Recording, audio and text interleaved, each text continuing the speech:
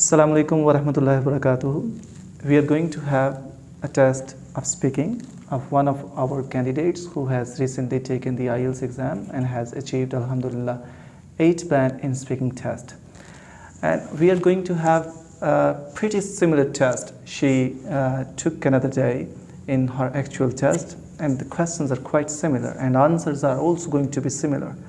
You've got to get the ideas from this test, and you can come to know how can you reach at 7 to 8 band in IELTS speaking. Thank you very much. We are going to start the test and be with us. My name is Usman Tur and I'm going to take your test. What is your full name? My name is Salih Amjad. Can I see your identity, please? Yes, it is. Thank you very much. How do you spell your first name? My name is Salih and you can call me by my name Salih. How do you spell it? Saleha. Alright, thank you very much. You can have it back. Do you work or study? I am a student. I have recently completed my graduation in Bachelor's of Nutrition and Dietetics. Alright, that's great. Have you done any kind of internship so far? Yes, I have done an internship. That's a 1-month internship from Hamid Latif Hospital, Lahore. Oh, that's great. Let's talk about your hometown. But before hometown, I would like to ask you something about studying something. Okay. Do you prefer studying at home or do you prefer to study in a study room or in a library? I prefer to study in my home and my bedroom that's my comfort place, because I think that's the place where I can spend most of the time and I can study with full concentration and focus. Why don't you prefer studying in the library?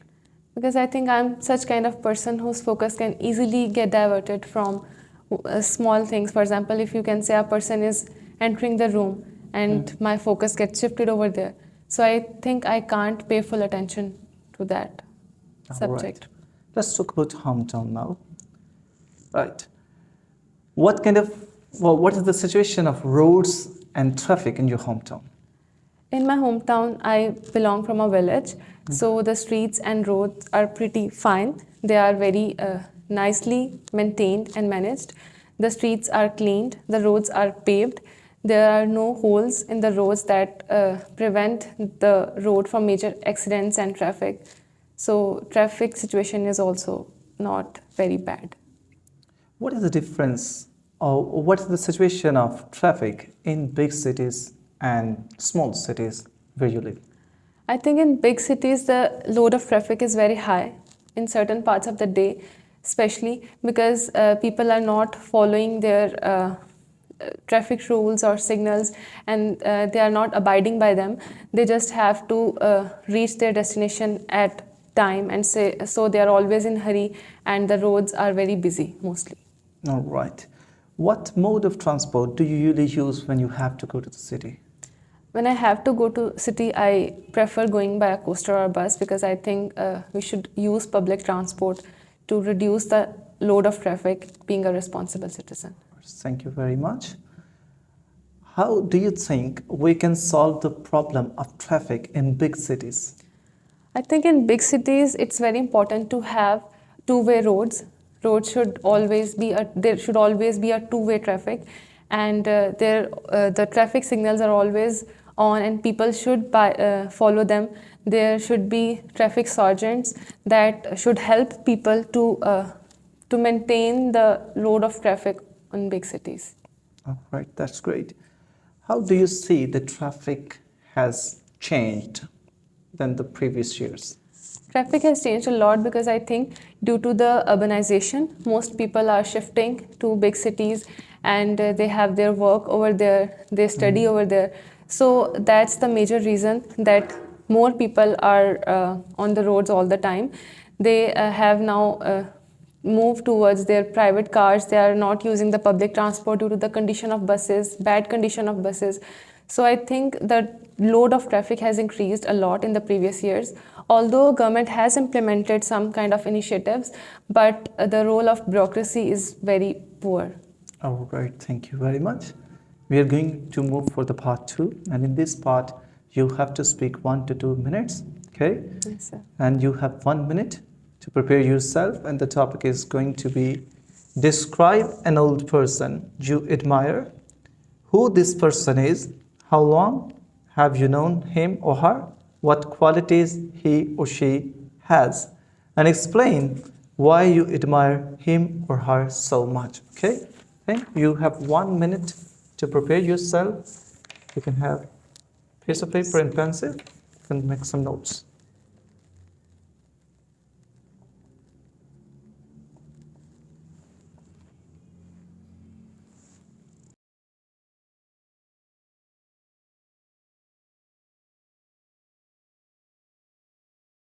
Right, your time is up. Right. Remember, you have 1 to 2 minutes to speak on this topic and start speaking. Okay. I would like to talk about an old person whom I have known him for years. His name is Imran Khan. He is ex-Prime Minister of Pakistan, and he is also ex-cricketer of Pakistan who led the Pakistan national cricket team to the World Cup.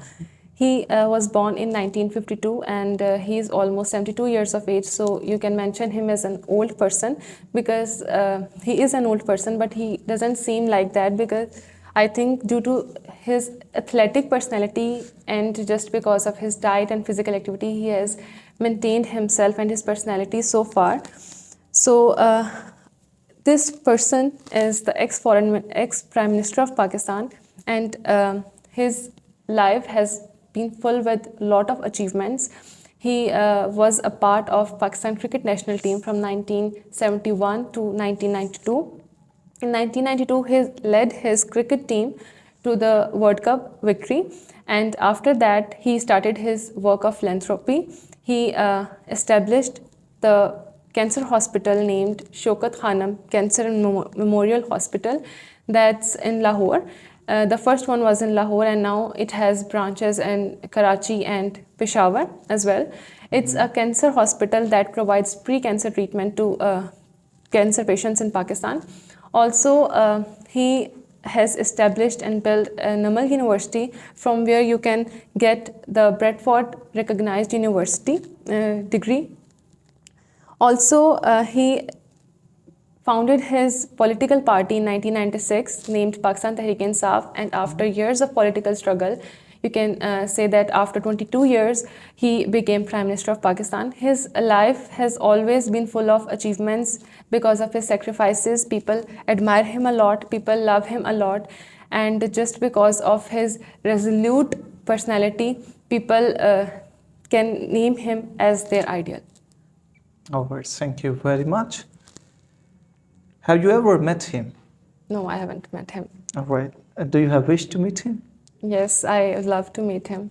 All right. Person. If you meet him, what will you say first of all? I think if I ever meet him, I can't say anything. I would just stand there and admire his personality in person. Thank you very much. Right, can I have the page back? Yes, sir. All right, thank you very much. Right, we've been talking about an old person you admire. Now I would like to ask some questions related to that. What are the advantages of having an elderly person at home? I think having an elder person at home has a lot of advantages, not just because of his presence, but you can always get benefit from his experience in life. Although he may not be very well educated, but he has spent his entire life doing something. So you can always get help from his experience in any relative field.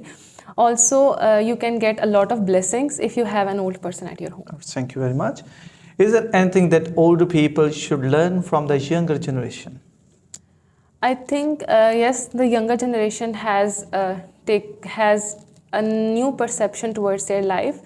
They are totally different from their older generation, but I don't think they need to learn something. They should always help them through their experience. All right. What can the young generation learn from the older generation? I think the young generation need to respect some values, cultural values. Most importantly, they need to respect their relations, either friends or family, and they need to focus more on their families and cultures rather than the technology and the latest advances in relative field.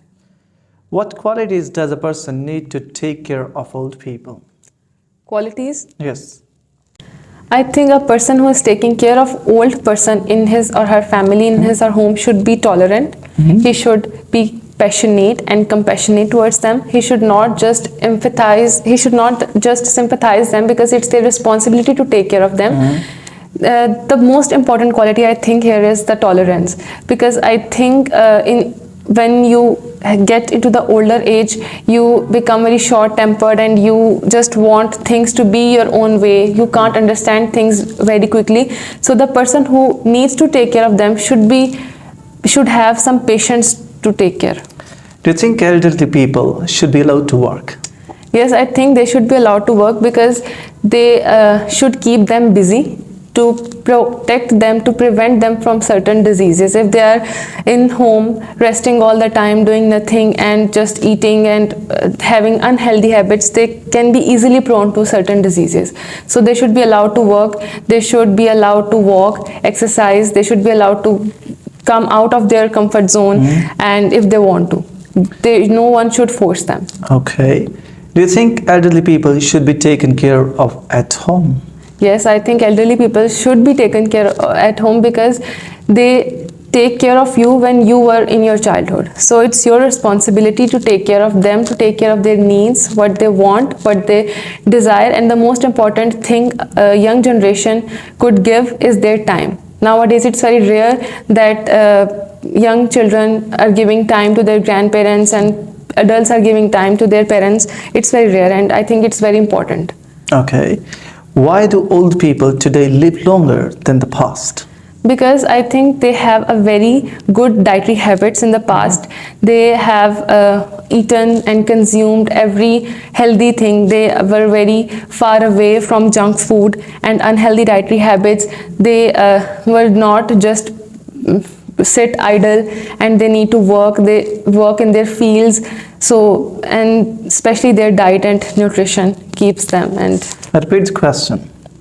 Why do old people today live longer than the past?